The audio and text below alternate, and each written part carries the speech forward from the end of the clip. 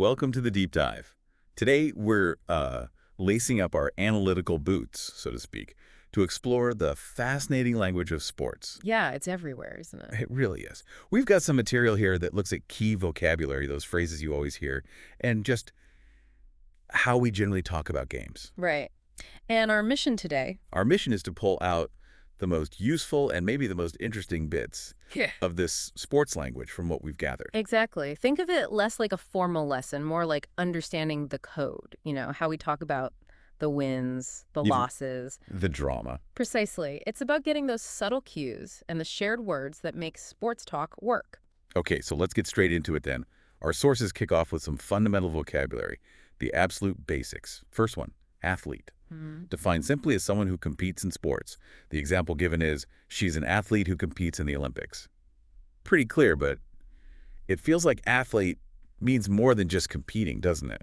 Oh, absolutely. It implies dedication, right? A certain level of skill, physical prowess. You wouldn't really call your mate who plays five-a-side on a Wednesday an athlete, probably. Exactly. Yeah. Even though they are playing a sport, so there's a weight to it. There is a kind of unspoken standard. Okay, next up, team. Defined as a group of players who work together to win a game. Example, my team won the championship last year. Seems simple, but what makes talk about teams so engaging? Well, it's all about that unity, isn't it? That shared goal. Think of phrases like team spirit, teamwork. Yeah. It taps into something collective. And it's interesting how fans immediately adopt, we won, we played badly. It is like a tribe almost. Okay, then there's coach, described as the person who trains the athletes and helps them improve. Example, our coach is very experienced in basketball, but the way we actually talk about coaches, it can be all over the place. High praise 1 minute. And intense criticism the Yeah. next. Yeah. The coach is often the strategist, the leader, sometimes even like a mentor figure in the story. Right. We talk about their game plan, their tactics, their key decisions. It reflects the huge pressure they're under and the influence they have, or at least the influence we think they have. Definitely. Often the first hero or villain of the piece. Okay, moving on to competition. Defined as an event where athletes or teams compete to win. Example, the competition was intense, but we came in second place. What's interesting there is the language we layer on top of competition. How so? Well, we often frame it as a narrative of struggle. We use words like battle, rivalry, clash. Oh yeah, even for, non-contact sport. Exactly. It heightens the stakes, makes it sound more dramatic, more compelling than just, well, a game. Adds to the excitement for sure. And the last of these fundamental terms, tournament. That's a series of competitions or games to determine a winner. Example, the tennis tournament is starting next week. Tournaments have their own specific language, too, building that anticipation. Like what?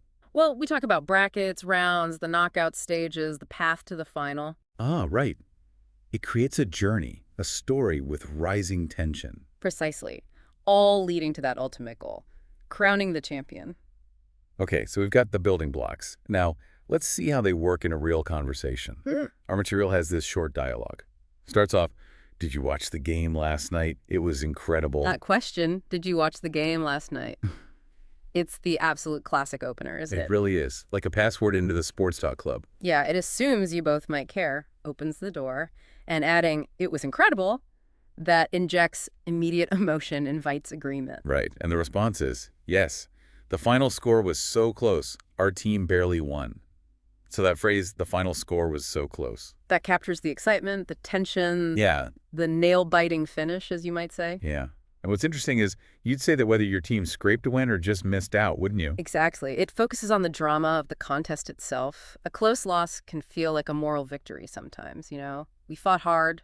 True. And a narrow win feels maybe even sweeter because it was so close. Okay, then the first person replies, I know. The coach made a great move by substituting the players in the second half. So the coach made a great move. What's really being said there? It's attributing a positive outcome to a specific strategic decision by the coach.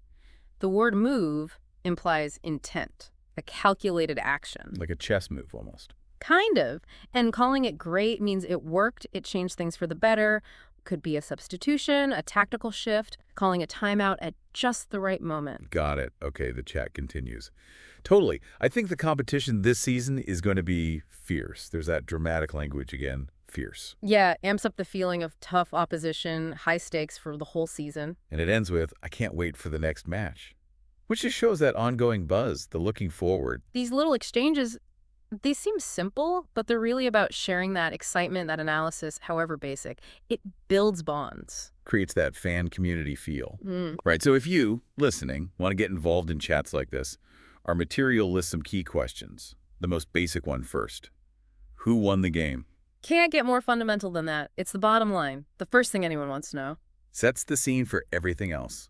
Then, maybe more detail, what's the score? Right, that gives you the how. Was it a thrashing, a squeaker, a comeback?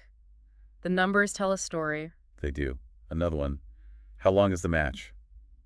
This is quite practical, obviously. Yeah, it helps you plan your viewing. But it also hints at the different demands of sports. A 90-minute football match versus, say, a 5-day cricket test match. Very different commitments. Then, is there a rematch? This one looks forward, doesn't it? Yeah, it taps into ongoing rivalries, narratives that span more than one game, keeps the interest going. And finally, a slightly different angle. What's your favorite sport to play? Ah, that's a great one for building connection. Shifts from just watching to personal experience. Yeah, finds common ground. You might discover you both play tennis or something. Exactly. Opens up a different kind of conversation. Okay, beyond those questions, there are a few more useful terms highlighted. We already touched on score, the points or goals. Simple word, huge meaning. It's the ultimate measure in most sports, isn't it? Though, how much a score matters can vary.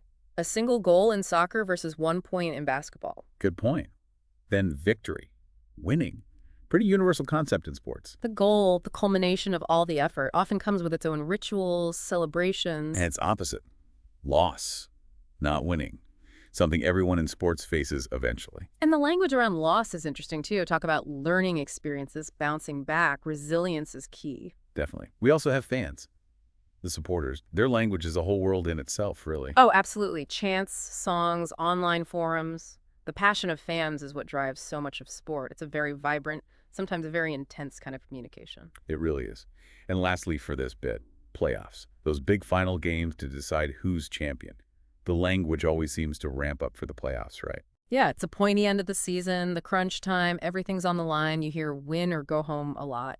High stakes language. No second chances, basically. Yeah. Okay, so we've covered a fair bit of ground, linguistically speaking.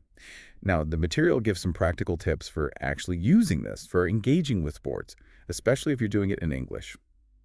First one, learn some basic rules.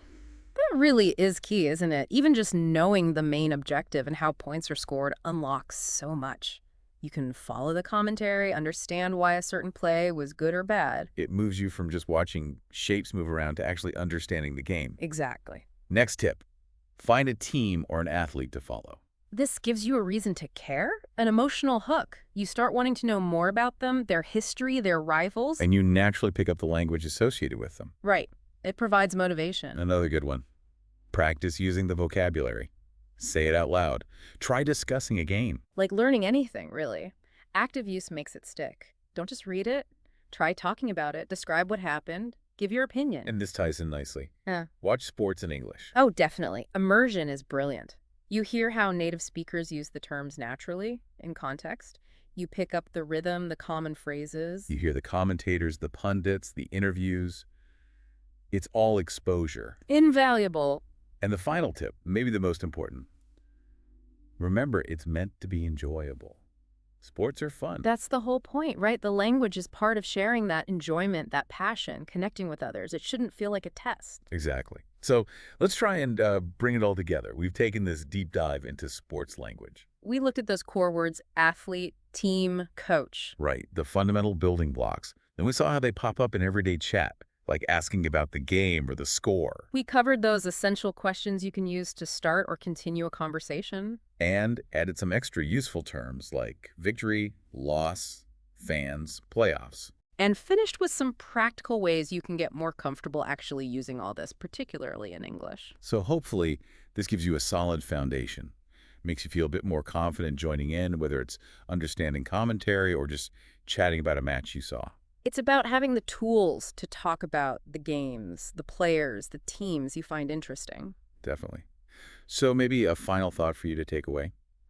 Which of these words or phrases really stood out to you? Is there one you think you could use straight away? Or perhaps think about a game you watched recently. Could you describe a key moment now using some of this vocabulary? Yeah, give it a try. It's all part of getting into the spirit of the game. That talking about it is almost as much fun as the watching.